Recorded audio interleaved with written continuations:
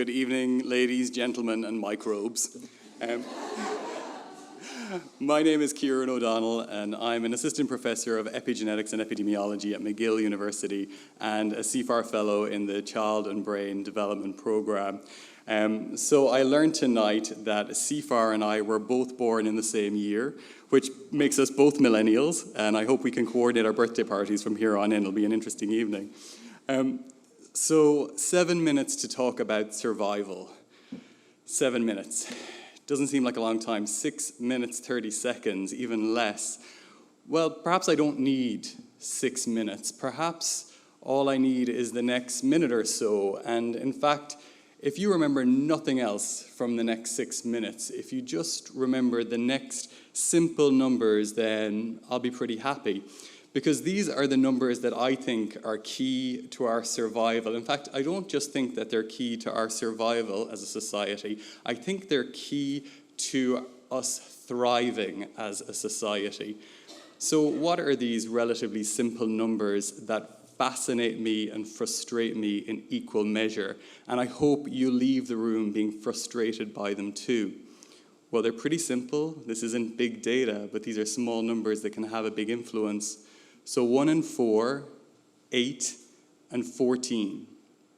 1 in 4, 8, and 14. So 1 in 4 represents the number of women that will struggle with their mental health in pregnancy or in the postnatal period. 1 in 4. Now, when I look around my friends and my family, that number holds true. And I think that if you were to look around your friends and your family and you were to ask about people's experience, those numbers would hold true too. 1 in 4. So what about 8 and 14? Well, 8 and 14 represents 8 billion pounds and 14 billion US dollars. That represents the cost per year for not treating maternal mental health in the perinatal period. And we hear a lot about postpartum depression. We know that antenatal depression is just as common. Anxiety is common in the prenatal period as well as in the postnatal period. 8 billion pounds per year for annual cohort of live births. This was a cost estimate derived in part from data that we generated while working in the UK with a cohort of over 15,000 pregnancies. And 14 billion US dollars is a cost estimate that was derived just last year. But what I find remarkable about these numbers is that in the UK, 72%, almost 3/4 of the costs associated with not treating perinatal mental health problems is derived from the adverse effects on child outcomes.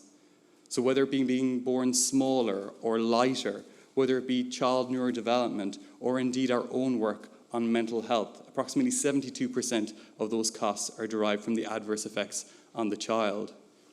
Now, while looking at this, you might just think, well, what about the US? Well, in the US, it's 40% of those costs are derived from the adverse effects on child outcomes. And for those of you that are very astute, you'll think, well, aha, what about the US having a 3 times the increased birth rate per year? Why isn't it even more expensive or more costly in the US? Well, that cost estimate is only derived from the costs of perinatal mental health on outcomes from birth to 5 years of age. Whereas in the United Kingdom, it was from birth to 18 years of age. So I think you can see quite clearly as we go from 5 years to 10 years to 15 years to 20 years, how these costs are going to quickly add up.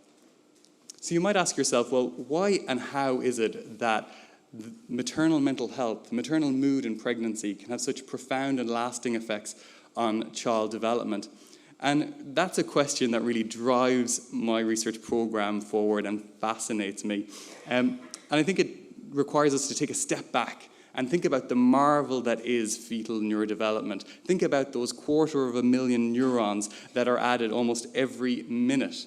Think about the 17-fold increased brain volume that we see from mid-gestation to birth, and then around a 4-fold increase growth from birth to 5 years of age. And even really interesting work showing that from around 32 weeks of pregnancy, that the fetus responds differently to an audio playback of the mother versus a stranger. And there's a bit of a time lag to that change in the fetal heart rate, suggesting some level of cognitive processing. And indeed, our own work, working with the ALSPAC cohort in the UK, 15,000 pregnant women, where we see children have approximately twice the risk for mental health problems. And we see this as early as age 4, and it persists until at least age 15. In fact, follow-up analyses have suggested that this can last into at least early adulthood. And this is when we control for a whole bunch of confounding factors, including postnatal factors, socioeconomic status, and those other risk factors, including substance use, that you might think would have such a profound and lasting effect on child development. In fact, in this cohort, maternal mental health in pregnancy was a more significant or a stronger predictor of child mental health than smoking or alcohol use in that particular cohort. But one of the things that fascinates me about this research area is that we still don't know which child is going to be affected. In fact, children can be affected in very different ways.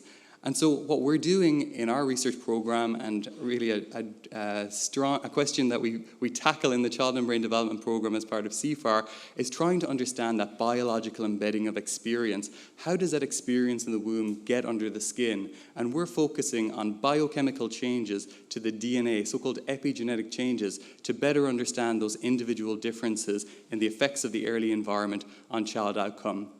Now, one of the things that frustrates me about those numbers that I showed you earlier on is that we don't have good evidence from Canadian cohorts. And that's why we're building an evidence base here in Montreal and partnering with cohorts across Canada to try and build a strong case for increased investment in maternal perinatal mental health, to try and reduce those already small numbers, 1 in 4, 8, 14. And I think if we can invest in maternal mental health, we really stand to benefit not only the woman's mental health, but also that of her child. And I'll leave you with this quote, which I think sums it all up. And that is that if we change the beginning of the story, we change the whole story. Thank you.